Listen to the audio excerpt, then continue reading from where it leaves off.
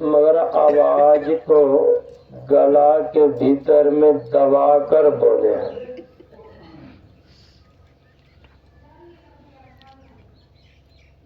इसलिए आप सबों से आग्रह है, जहाँ गुरु का जयकार हो, भगवान का जयकार हो, ऊंची आवाज में जयकार करने से आलस भी भागता है और समाज भी जानता है कि कुछ हो रहा है। इसलिए बुलंद आवाज से जयकार कीजिए। बोलिए श्री सद्गुरु महाराज की जय। थोड़ी देर आप सबों को मौका देता हूँ गप करने के लिए। इसलिए सत्संग में गप करना भी बहुत जरूरी हो जाता है, नहीं तो चुपचाप आप रहेंगे तो सुख कहने में आनंद आएगा। क्योंकि गुरु महाराज की कृपा से भगवान बाबू के यहाँ भगवान का गुणगान करने का बड़ा अच्छा मौका मिला है। अभी हम लोगों ने सत्संग योग से पाठ सुना है। सत्संग योग, योग माना जोड़ना होता है। योग का शाब्दिक अर्थ होता है जोड़ना, और सत्संग, सत परमात्मा है, उसका संग करना अर्थात उससे जुड़ना। वेद भगवान का उपदेश हम और आप सुन रहे थे। जब संतों के विचार, भगवंतों का विचार, उपनिषद का विचार, वेद की ध्वनि, सब में एक दूसरे का प्रतिद्वंदात्मक शब्दों से संबोधन करते थे। इसमें वो नहीं है, उसमें वो नहीं है। जो वेद में है वह संतवाणी में नहीं है, जो संतवाणी में वेद में नहीं है, जो वेद में उपनिषद में नहीं है, और जो उपनिषद में वह संतवाणी में नहीं है। तो 20वीं सदी के महान संत गुरु महाराज एक ऐसे महापुरुष, विलक्षण महापुरुष संत हुए जिन्होंने सबका समन्वय करके दिखला दिया संसार में कि जो वेद में है वह संतवाणी में भी है, जो संतवाणी में है वह उपनिषद की कहानी में भी है।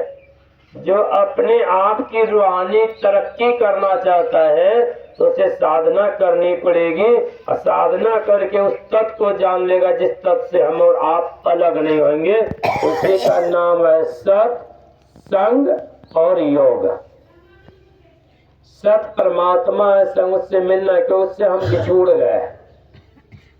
तो उतर परियो तम माही चलो पीव निःशब्द में, गुरु महाराज की वाणी का। तो उतर गए हो, उतरता कौन है? जो चढ़ता है।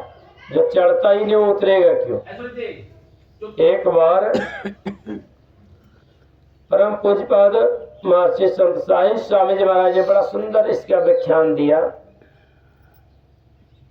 एक सज्जन एक नाव पर चढ़कर नदी पार कर रहा था। नदी के बीच धारा में पहुंचने पर नैया डगमगाने लग गई। जब नैया डगमगाने लगी तो जो नाव पर सवार होकर जा रहा था उसने कहा, नैया पार लग जाएगी प्रभु, मैं 500 नारियल चढ़ाऊंगा। संजोग दैव का इच्छा, संतों की कृपा हो गई, नैया पार लग गई। वह बेचारा उतरा और घर की ओर जाने लग गए।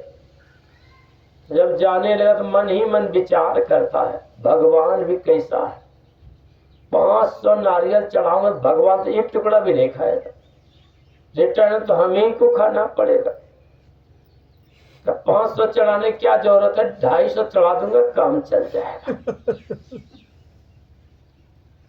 थोड़ा दूर और आगे वाला विचार बदला, तो कहा 250 नारियल में बहुत रुपये लग जाएंगे, अगर 125 नारियल चढ़ा दूंगा तो उसी में तो बाबा भी खुश हो जाएंगे। 500 से 250, 250 से 125, और थोड़ी दूर यात्राएं हो गई, तब बेचारे इतना चढ़ाने से क्या आवश्यकता है, 5 ही चढ़ा दूंगा तो काम नहीं चलेगा। अरे पान का डंटी से काम चल जाएगा। डंटी में चूना लगा दीजिए, खैर लगाकर खूब चबाइए, कभी जिभिया लाल नहीं होगी, दांत भी लाल नहीं होगा। और एक कहने का कह देता है कि पान का डंटी का, चलो 5 चढ़ा दूंगा, इसी में भगवान खुश हो जाएंगे। पंच परमेश्वर। थोड़ी दूर और बड़ा का 5 चढ़ाने की आवश्यकता है, एको ब्रह्म द्वितीय नास्ति, भगवान तो एक ही है, दूसरा कुछ है नहीं, एक चढ़ा दूंगा काम बन जाएगा।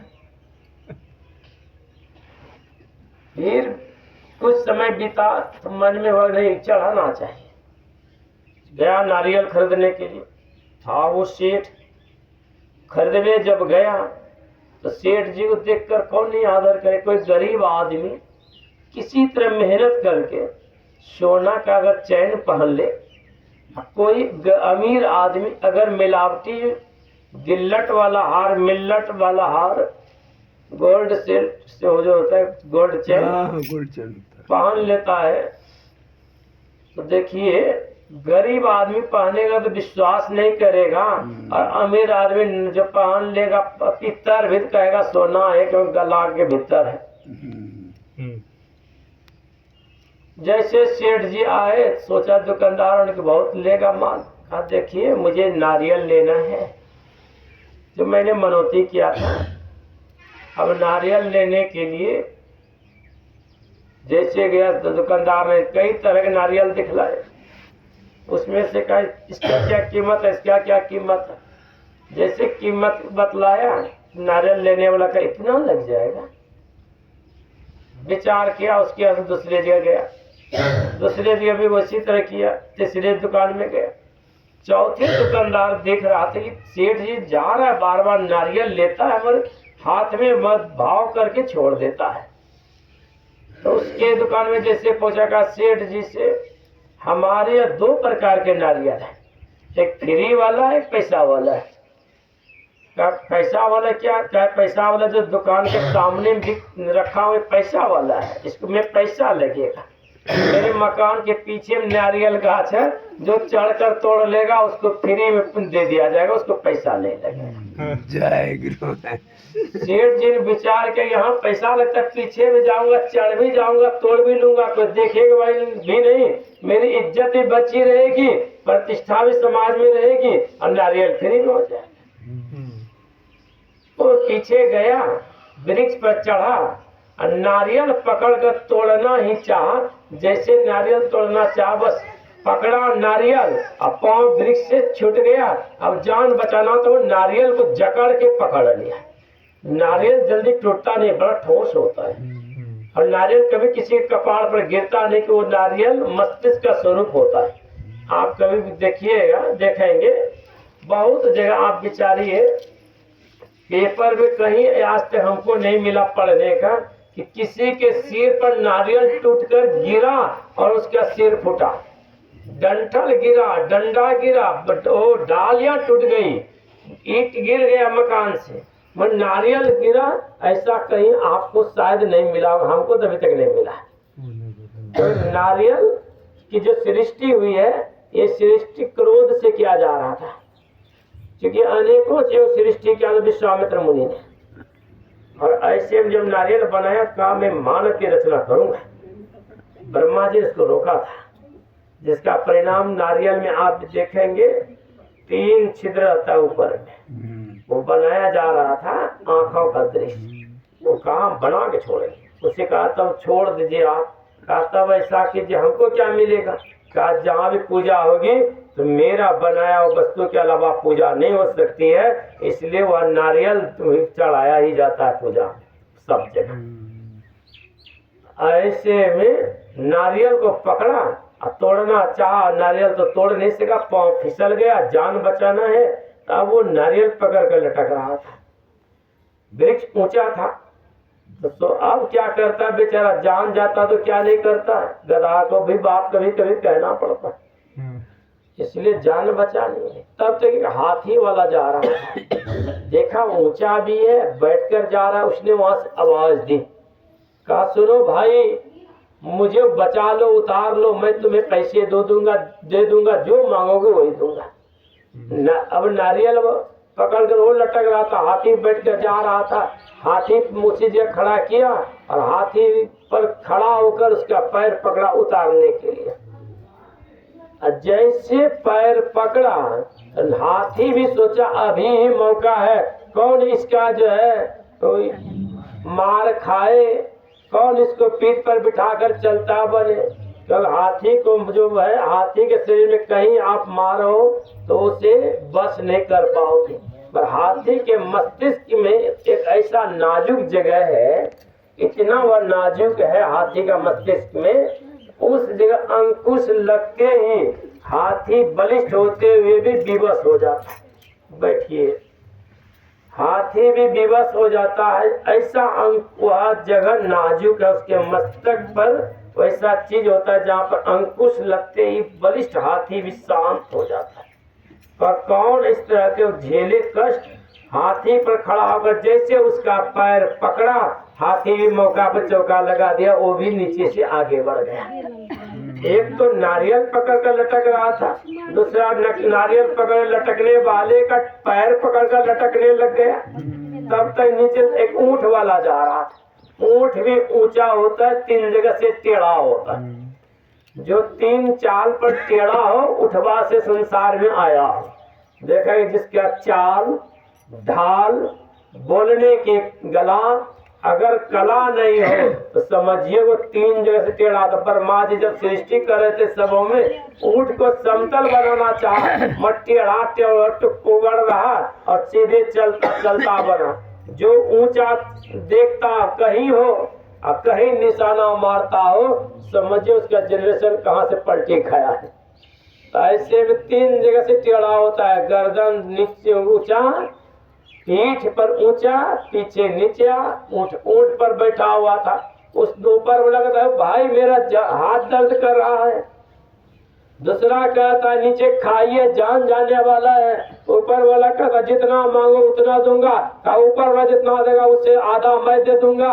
अब तीसरा ऊंट वाला लोभ में गया, पकड़ा पैर और ऊंट भी अपना रास्ता बदल दिया, वो भी लंबा छलांग लगा दिया। जैसे लंबा छलांग लगा, एक तो ऊपर नारियल पकड़ कर लटक रहा था, उसका पैर पकड़, दूसरा लटक रहा था, तीसरा लटका और संजोग ऐसा हुआ ऊपर में हाथ दर्द कर रहा, छोटा हाथ, तीनों धड़ाम से नीचे गिरा, किसी का पैर टूटा, किसी का हाथ टूटा, किसी का गर्दन टूटा और सब आर्थोपेडिक के यहाँ पहुंच गया।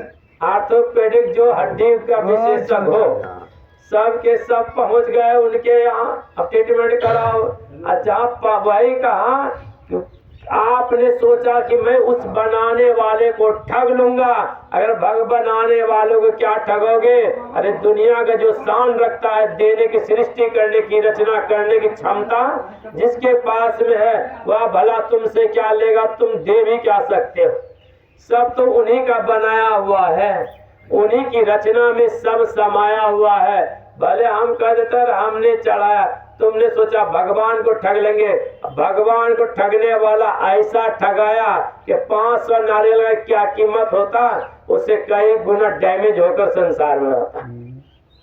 उसी तरह से हम सोचते हैं अरे क्या करना, भगवान का भजन नहीं करेंगे तो क्या होगा? अरे भगवान देता भी है शान से, और जब करता है परेशान तोड़ देता गुमान से, सारे के सारे तोड़ देते हैं। श्री सतगुरु। इसलिए भगवान को आप नहीं ठग सकते, ईश्वर के गुणानुवाद को नहीं ठग सकते। वही भगवान को जो ठगता है और ठगने वाला का जो संग करता है, जो जैसे का संग करेगा उसका वही रंग लगेगा।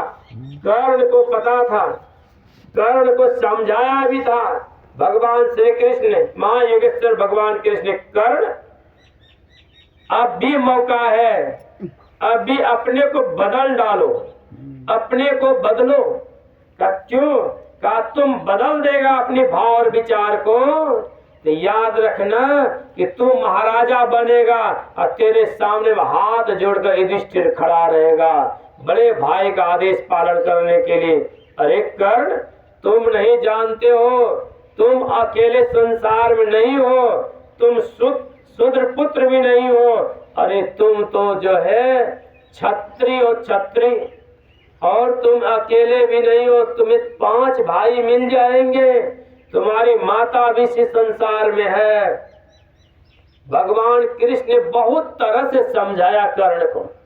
कर्ण ने कहा कि मैं अपने वचन से मुकर नहीं सकता हूँ, क्योंकि मैं मित्र को वचन दिया हूँ और मेरे कारण ही दुर्योधन ने युद्ध ठाना है। भगवान स्वयं समझा रहे थे, कम से कम मेरी बात मानो, अभी तुम मुड़ जाओ। ये परिणाम को अगर कर्ण मुड़ जाते तो महाभारत का युद्ध नहीं होता, क्योंकि महाभारत का युद्ध के लिए कर्ण ही एक ऐसा वीर योद्धा था जो दुर्योधन को पूरा विश्वास था सबके सब टल जाएंगे तो टल जाएंगे, मगर कर्ण मेरा मित्र कभी नहीं टल सकता। कर्ण को समझाने के लिए भगवान कृष्ण ने समझाया है, नहीं बात मानो। बाद में खुद माता कुंती जी को भेजा, जाओ तू माँ है उसकी, तेरी आंसू की धारा उसे पिघला देगी, वह पिघल जाएगा, जाओ समझाओ। समझाने के लिए जब गया, बातें बनी नहीं, तब पर कर्ण ने कहा, माँ तुम 5 पुत्रों की माँ दुनिया जानती है, तुम्हारे 5 पुत्रों में से कमी एक भी नहीं होगी। 5 के 5 ही आपके पुत्र रहेंगे, चाहे मैं मरूंगा या अर्जुन मरेगा, इसके अलावा किसी और की मृत्यु मेरे हाथों से नहीं होगी। इसलिए माँ तुम जाओ, जिस प्रतिष्ठा के कारण तुमने मुझे अपना व्यवस्था के कारण मुझे छोड़ दिया था, मुझे राधा ही रहने दो, राधे ही कहलाने दो मुझे चलो मैं जान गया। ऐसी स्थिति में कर्ण ने वचन ही नहीं दिया। पर याद रखिए, वह ऐसा वचन पालक था, तो उन्होंने 4 भाई की नई जिंदगी दी है। युधिष्ठिर को भी बंदी बना सकता था, मुंह पर लाकर छोड़ दिया, क्योंकि अपनी माँ को वचन दिया। भीम को भी मारा, मौत के मुंह पर आया हुआ भी भीम को छोड़ दिया, और नकुल सहदेव को तो युद्ध में ही कह दिया था, अपना परिचय छिपा कर भी दे दिया था। अरे मेरे छोटे भाई, तू उससे मुझे युद्ध करना शोभा नहीं देता है। अरे बालक है, बालकों के संग में जाओ खेलो भाई, मैं तुमसे युद्ध करना नहीं चाहता। वचन ही नहीं दिया, 4 को निभाया है उसने। उसने दुर्योधन को वचन दिया था, उसी युद्ध के मैदान में से चिट्ठी को लिखा, और चिट्ठी को लिखकर उसमें लिखा था अपनी पत्नी के पास, पत्नी के लिए, पद्मावती के लिए, प्रिय जब मेरी मृत्यु हो जाएगी तो कभी भी किसी भी हाल में पांडवों पर क्रोध मत करना। 5 भाई पांडवों पर क्रोध कभी मत करना। इस बात को तू जान, जब तू अपने आप में गौण रखना, क्योंकि मेरा भाई है वो, मुझे पता चल गया है, मैं जान भी गया हूँ, मैं अपने मित्र का वचन देने के कारण मैं पलट नहीं सकता, प्राण दे सकता हूँ, मैं अपने वचन से कभी मुकर नहीं सकता। इसलिए हे प्रिय, अगर मेरी मृत्यु हो जाएगी तो तू कभी 5 पांडवों पर क्रोध मत करना। मेरे मृत्यु के बाद तुम्हें 5 देवर मिल जाएंगे, वे और कोई नहीं है, वे अपने सगे भाई में से है, मगर वो जानता नहीं है। और मैं माँ श्री के मुंह पर ऐसा बैंड लगा दिया हूँ कि माँ भी इस बातों को उजागर नहीं करेगी, नहीं तो फिर मेरा वचन झूठा हो जाएगा दुर्योधन को जो दिया। इसलिए मैं जान चुका हूँ। जब जब वह पद्मावती चिट्ठी को देखती थी और जब उस वाक्यों को पढ़ती थी, तो विकर, हाँ, वृषकेतु वृषकेतु था कर्ण का पुत्र। वृषकेतु कहता है, माँ तुम रोती क्यों हो? इस कागज में सो क्या लिखा पड़ा है, भरा है, जो तुम इस कागज को देखती हो और गौर से रोती हो, गौर से देखती हो और आंसुओं की धारा में डूब जाती हो। ऐसा क्या है इसमें? कहा, बेटा यह कागज में तुम्हारे पिता ने मुझे दिया है धरोहर के रूप में। तुम्हारे लिए भी आदेश नहीं है जो मैं तुम्हें दिखा सकती। जब कर्ण मारा गया सब जगह हाहाकार मच रहा था। माँ ही एक ऐसी संसार में होती है जिसकी आंसू, जिसकी ममता, जिसका स्नेह प्रेम तराजू के पलड़े पर तौल नहीं सकते। दुनिया में उसका मोल नहीं दे सकते। किसी के पास नहीं है वो पैसा हस्ती जो अपनी माँ का ऋण से उरीन हो सकता। माता कुंती गई युद्ध के मैदान में। जब कर्ण मारा गया तो कर्ण का सब पकड़ के बिलाप कर रही थी, करंदन कर रही थी, छाती पीट कर रो रही थी। मां योगेश्वर भगवान कृष्ण खड़े, पांचों भाई पांडव एक स्वर में कह रहे हैं, रोती तुम क्यों? आखिर इसका सब पकड़ के क्यों रो रही? और भी तो सब बिखरे पड़े हैं। बहुत कहने पर जब शुद्ध पुत्र कहा तो कुंती माता देखती है मां योगेश्वर भगवान की ओर। भगवान कृष्ण ने इशारा किया, अब बोल दो। कुंती माता कहती है, पुत्र अगर मैं बोल दूं ये कौन था? हे अर्जुन, तुम जिसको ललकारता है, शुद्ध पुत्र कहकर धिक्कारता है, तुम्हारे कांधे से गांडी गिर जाएगा। भीम तुम्हारा गला चकनाचूर हो जाएगा। युधिष्ठिर तुम्हारा भाला भी कोई काम नहीं आएगा। नकुल सहदेव तो बच्चा है। जानते हो तुम जिसको इतने बार शुद्ध पुत्र कहा, हमारे छातियों पर, हमारे हृदय में क्या पीड़ा हुई है, क्या वेदना हमें सहना पड़ा है, वह मैं जानती हूँ। या कोई और नहीं है, ज्येष्ठ युधिष्ठिर भी नहीं है। अरे ज्येष्ठ कौनते ये है, कर्ण ज्येष्ठ तुम्हारा बड़ा भाई है, कौनते है। इतना कहना था कि पांचों भाई रोने लग गए। युधिष्ठिर ने कहा, माँ छोटी सी बात को आपने दाब दिया, इस बात के कारण इतना बड़ा महाभारत हो गया। अगर यह बात तुमने पहले बताई होती तो युधिष्ठिर तो राजा होते, कर्ण तो राजा होता, कर्ण महाराजा होते और मैं उनकी सेवा में। एक छोटी सी बात के कारण इतनी बड़ी भयानक समस्या हो गई। उसी दिन कर्ण युधिष्ठिर ने कुंती माता से कहा, भात पच जाएगा और बात नहीं पचेगी।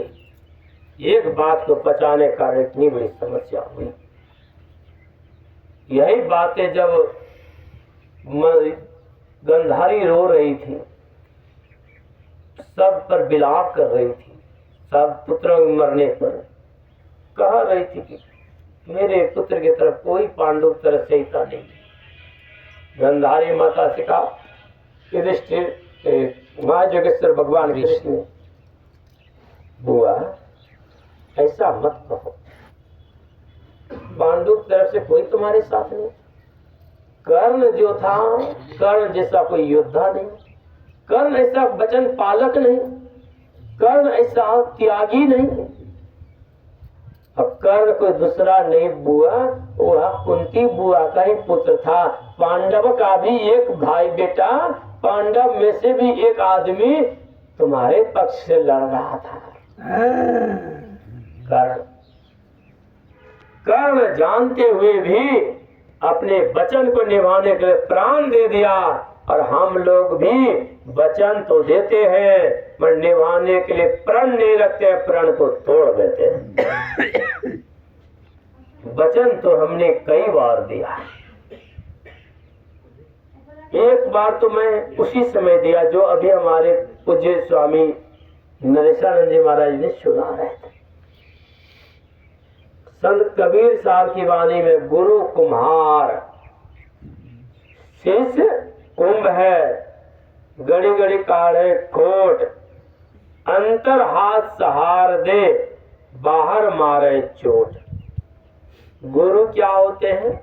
कुंभकार जिस प्रकार के होते